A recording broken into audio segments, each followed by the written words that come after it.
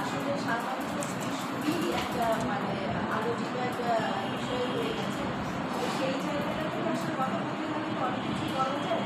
আর এরকম একটা ব্যানারের থেকে ব্যানার মানে একটা রাজনৈতিক ব্যানারের সামনে বসে থেকে তখন রাজনৈতিক আলোচনাগুলো বেশি চলে আসে, কিন্তু এটা আসলে একটা গোল টেবিল বৈঠকের মতো একটা টপিক, যেখানে বসে আমরা সাংবাদিকের ভূমিকা কী থাকবে এবং পুলিশের ভূমিকা কী হবে এই ধরনের একটা গোল টেবিল বৈঠক সবচেয়ে ভালো হতো।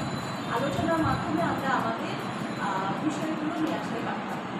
তো অ্যাকচুয়ালি সাংবাদিক আর পুলিশ, আমি কোনো রাজনৈতিক ইয়েতে অবশ্যই যাবো না। এখানে একজন সাংবাদিক হিসেবে আসলে আমি খুব বেশি ভালো বলতেও পারি না, যেগুলো লিখতেই পারি, বলার মতো এত ইয়েও নাই, আমার দক্ষতাও নাই।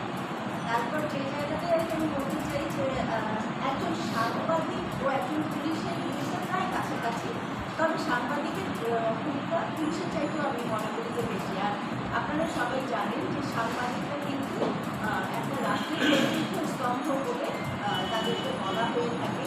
তো একটা চতুর্থ স্তম্ভের এই যে জায়গায় দাঁড়িয়ে একজন সাংবাদিকের ভূমিকা অবশ্যই একটা গ্রহণযোগ্য সূচনা বিশাল বড় ভূমিকা পালন করে। কারণ সাংবাদিকই আপনার যে কোনো কিছু, সেটা ব্যক্তি, রাষ্ট্র, দেশ, জাতি, সবাইকে সবার ভালো মন্দ যে কোনো কিছু প্রচারই বলে না, প্রচারই প্রসার।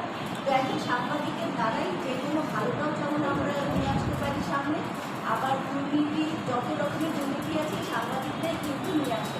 কিছুক্ষণ আগে ভাই, আমার পাশে ভাই বলে গেলেন যে সাংবাদিকরা তারপর অনেক বেশি একটা প্রশ্নবিদ্ধ। হ্যাঁ, প্রশ্নবিদ্ধ তো বটেই।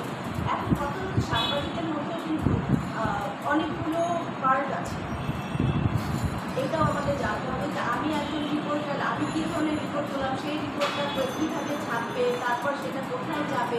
বা একজন যিনি টেলিভিশনে কাজ করে, ইলেকট্রনিক রিপোর্টার, উনি যে রিপোর্টার জানে কি জানে না, অনেকে ট্রেন করে।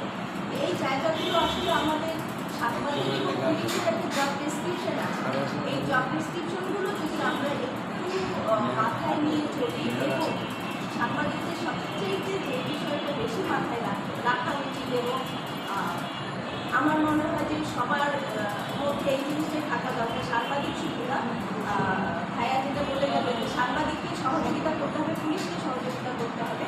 সাংবাদিকরা যদি খোলা মনে, খোলা হাতে, খোলা কলমে লিখতে পারে, তাহলেই আমার মনে হয় যে একটা দেশ, একটা জাতি, একটা রাষ্ট্র কোথাও আটকাবে না।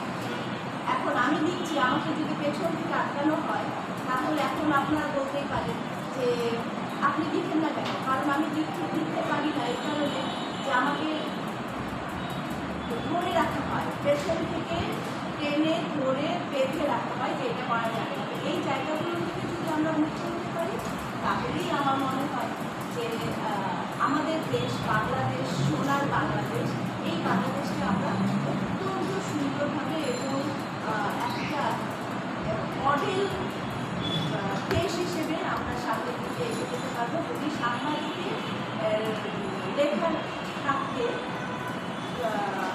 কী বলবো, লেখা থাকতে ছোটো করা না হয়, লেখা থাকতে টেনে ধরা না হয়। এইটাই আসলে বলতে গেলে তো অনেক কিছু বলা যায়, অনেক উদাহরণ আছে, অনেক কিছু বলা যাবে, কিন্তু সময় এতই অল্প।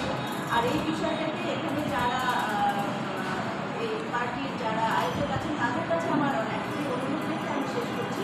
সেটা হলো যে এই টপিকটাকে আপনারা একটু বৈঠকি নিয়ে আসলে, এবং এখানে পুলিশের ঊর্ধ্বতন কর্মকর্তা, সাংবাদিকদের বিভিন্ন স্তরের যারা দায়িত্ব পালন করেন, তাদের কিছু দায়িত্বশীল ব্যক্তিদেরকে নিয়ে একটা বৈঠকি করতে পারেন, এবং সেখান থেকেই দেখবেন যে খুব ভালো কিছু পরামর্শ, ভালো কিছু সমস্যা এবং সমাধান বেরিয়ে আসবে। সবাইকে ধন্যবাদ।